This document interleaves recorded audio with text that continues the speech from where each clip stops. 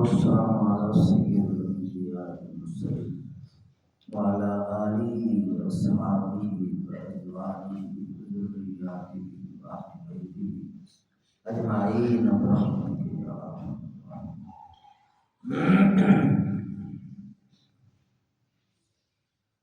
نہایت ہی عزیز احترام دوستوں، بھائیوں، بزرگوں،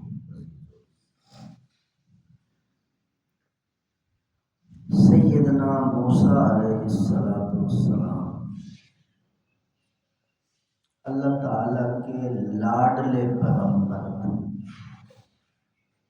بے تکلف گفتگو فرما لیا کرتے تھے، جس طرح ہم دوستوں کے ساتھ آپس میں بے تکلف بات چیت کر لیتے ہیں، اسی طرح موسیٰ علیہ السلام اللہ پاک سے ہم کلام ہوتے تھے، اس لیے ان کو موسیٰ کلیم اللہ کہا جاتا ہے۔ اللہ سے ہم کلام ہونے والے، لاڈلے پیارے محبوب تھے اللہ کے۔ ایک دن اللہ سبحانہ و تعالی نے جھڑکی دے دی، موسیٰ علیہ السلام کو جھڑکی دے دی، اے موسیٰ آئندہ کے لیے کوہ طور پر ذرا سنبھل کے آنا۔ گھبرا گئے موسیٰ علیہ السلام۔ آج تک اللہ نے ایسا لہجہ نہیں اختیار فرمایا، ایسا انداز، ایسا طرز، ایسا طریقہ کار، ایسا طرز کلام نہیں اختیار فرمایا۔ آج اللہ جلال میں بدل گئے، جمال کو جلال میں بدل دیا۔ بڑے ادب کے ساتھ عرض کی، مولا کریم کیا معاملہ ہے؟ آج اتنی خفگی، ناراضگی، لہجہ کیوں ترش ہو گیا، اور یہ دھمکی کا کیا مطلب سنبھل کے آنا؟ تو اللہ سبحانہ و تعالی نے فرمایا، اے موسیٰ بے شک آپ میرے پیغمبر ہیں، نبی ہیں، کلیم اللہ ہیں، مگر جب آپ کوہ طور پر میرے ساتھ ہم کلام ہونے کے لیے آتے تھے تو آپ کی بوڑھی ماں پیچھے بیٹھ کر آپ کے لیے دعائیں کرتی تھی، یا اللہ موسیٰ میرا بھولا بھالا بیٹا ہے، اس کے ساتھ رحم کا معاملہ کرنا۔ آپ پیغمبر ہیں، آپ نبی ہیں، آپ کلیم اللہ ہیں، مگر ہماری نرمی کا راز آپ کی امی جی کی دعاؤں کا صدقہ ہے۔ اتنا بڑا راز ہے یار، ادھر نبوت ہے، رسالت ہے، پیغمبری ہے، کلیم اللہ ہے، اور ان کے ساتھ اللہ رحم کا معاملہ فرما رہا۔ ان کی ماں کی وجہ سے، ماں کوئی نبی نہیں، ان کو کوئی کتاب نہیں ملی، اللہ ان سے ہم کلام نہیں ہوتا۔ اس سے کیا بات سمجھ میں آ رہی؟ ماں کا کتنا بڑا مقام ہے، ماں کا کتنا بڑا درجہ ہے کہ موسیٰ علیہ السلام کے ساتھ بھی پیار کا معاملہ ماں کی وجہ سے۔ اور حضور علیہ السلام کی بات تو بڑی مشہور ہے، آپ فرماتے تھے کہ میرا دل کرتا ہے میں فرضی نماز شروع کروں، اور نماز شروع کر چکا ہوں، اور پیچھے سے میری اماں کہے بیٹا محمد، اور میں نماز توڑ کے کہوں جی امی، جی امی، جی امی۔ اللہ اکبر، یہ کیا اشارے ہیں؟ ماں کا مقام بہت بلند ہے، ماں کی عظمت بہت بلند ہے۔ حضرت عمر، حضرت علی رضی اللہ تعالی عنہما دونوں خلیفۃ المسلمین ہیں، دونوں امیر المومنین ہیں۔ ان دونوں جلیل القدر صحابیوں کو حضور نے فرمایا تھا صلی اللہ علیہ وسلم کہ میں تو چلا جاؤں گا دنیا سے، اور آپ کو میں ایک بات کہہ چلا ہوں کہ آپ نے اویس کرنی سے اپنے لیے دعا خیر کروانی، اویس کرنی سے اپنے لیے دعا خیر کروانی ہے۔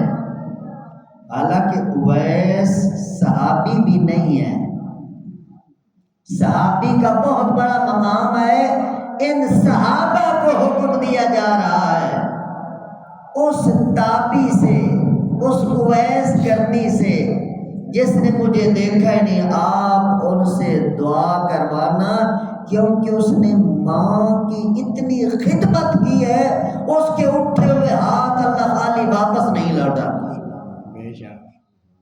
ماں کا مقام سمجھو میرے محترم دوست۔ اور پھر ایک دفعہ پتہ چلا امیر المومنین کا دور ہے کہ میدان عرفات کے اندر اویس کرنی آئے ہوئے ہیں، یہ تلاش کے لیے گئے، کیونکہ حضور کا میسج ان کے پاس تھا۔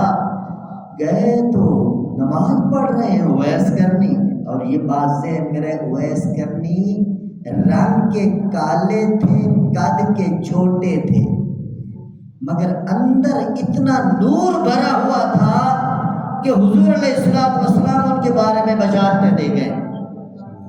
ایمان کی قیمت ہے نا، اندر کی قیمت ہے۔ تو حضرت فاروق اعظم اور حیدر کرار تشریف لے گئے اور پوچھا ان سے آپ کون ہیں؟ تو انہوں نے فرمایا کہ میں مزدور آدمی۔ آپ کا نام کیا ہے؟ میں اللہ کا بندہ ہوں، ایسے گمنام اپنے آپ کو عاجزی۔ اور تو آپ ہیں تو اللہ کے بندے، مگر آپ کی ماں نے آپ کا نام کیا رکھا ہے؟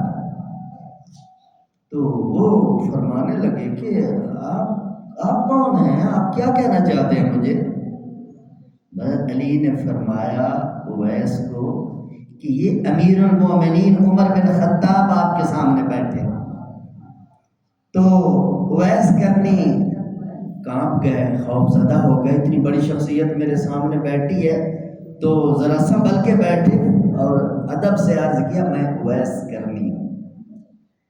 تو فاروق اعظم نے فرمایا اویس، حضور علیہ السلام فرما گئے ہمیں، مجھے بھی اور علی کو، کہ اویس سے جب ملاقات ہو تو آپ نے اویس سے دعا کروانی ہے، لہذا آپ ہاتھ اٹھائیں، ہم آپ کی دعا پر آمین کہیں گے، ہمارے لیے دعا خیر کر۔ اویس رونے لگے، میں تو صحابی بھی نہیں ہوں، تم صحابہ ہو، شان والے ہو، امیر المومنین عمر بن خطاب بیٹھے ہیں، عشرہ مبشرہ میں سے کتنی بڑی شان والے صحابی، اور حیدر کرار میری کیا اوقات ہے؟ تو انہوں نے بتایا کہ حضور فرما گئے ہیں کہ اویس نے اپنی اماں کی اتنی خدمت کی ہے، وہ جب ہاتھ اٹھاتا ہے اللہ ہاتھوں کو خالی نہیں لوٹاتا، لہذا دعا کریں۔ تو دعا کروائی، اور ایک اور بشارت بھی سنا دی حضور علیہ السلام کی کہ حضور علیہ السلام فرما گئے ہیں کہ جب اویس جنت میں جانے لگے گا تو اللہ پاک فرشتوں سے کہیں گے اویس کو روک دو، اویس کو روک دو، ابھی جنت میں نہ جانے دو۔ اویس رک جائیں گے اور عرض کریں گے مولا مجھے کیوں روک دیا گیا؟ تو اللہ فرمائیں گے پیچھے پلٹ کے دیکھو نا کتنے گناہگار مجرم جہنمی لوگ کھڑے ہیں، آپ ان کی سفارش کریں، آپ کی سفارش کی وجہ سے اللہ پاک ان کو بھی جنت کا داخلہ عطا کرے۔ یعنی ماں کی خدمت میرے دوستوں کہاں بندے کو لے جاتی ہے، جن کے ماں باپ زندہ ہیں ان کی خدمت کریں، ان کی عزت کریں، ان کا ادب کریں، اور جو وہ چاہتے ہیں ان کے ساتھ اچھا سلوک کریں۔ اور جن کے ماں باپ فوت ہو گئے ہیں وہ ضرور اپنے ماں باپ کے لیے دعا کیا کریں، ان کے لیے صدقہ خیرات کیا کریں، اور ان کے نام کے نوافل پڑھا کریں، ان کو ہدیہ کیا کریں۔ بلکہ ایک اور حدیث پاک میں آتا ہے کہ کچھ ماں باپ اگلے جہان پہنچ گئے اور اللہ پاک ان کا ایک درجہ بلند کرتا ہے، اور وہ پوچھتے ہیں اللہ سے، حدیث پاک میں آتا ہے یا اللہ ہمارا یہ درجہ کیوں بلند ہوا ہے، پہلے تو ہم نیچے تھے، تو اللہ ان کو بتاتے ہیں اپنی ترتیب کے ساتھ کہ تمہارے بچے نے پیچھے سے تمہارے لیے اصال ثواب کیا ہے، اس لیے آپ کے درجے کو۔ تو میرے محترم دوستو، جتنا آپ اصال ثواب کرتے رہیں گے، جتنی دعائیں کرتے رہیں گے، ماں باپ کے نام کی جتنی خیراتیں، ان کے درجے اللہ اوپر کرتے چلے جائیں گے، ان کو بھی فضیلت ملتی چلی جائے گی، اور ان کی برکت سے آپ کو بھی فضیلت ملتی چلی جائے گی۔ اللہ مجھے اور آپ سب کو والدین شریفین کا احترام نصیب فرمائے، جن کے والدین دنیا سے رخصت ہو گئے، کوچ فرما گئے، اللہ انہیں جنت الفردوس میں اعلیٰ مقام نصیب فرمائے، اور جن کے والدین زندہ ہیں اللہ ان کو سلامتی نصیب فرمائے، صحت عافیت نصیب فرمائے، اور بچوں کو والدین کا احترام نصیب فرمائے۔ الحمدللہ رب العالمین والصلاة والسلام علی سید الانبیاء والمرسلین۔ اللهم اغفر لنا وللمؤمنین والمؤمنات والمسلمین والمسلمات الأحياء منهم والأموات من الجنة والناس أجمعين إنك سميع قريب مجيب الدعوات رب ارحمهما كما ربياني صغيرا۔ صلی اللہ تعالی علی حبیبہ وخیر خلقہ سیدنا محمد وعلى آلہ وصحبہ اجمعین۔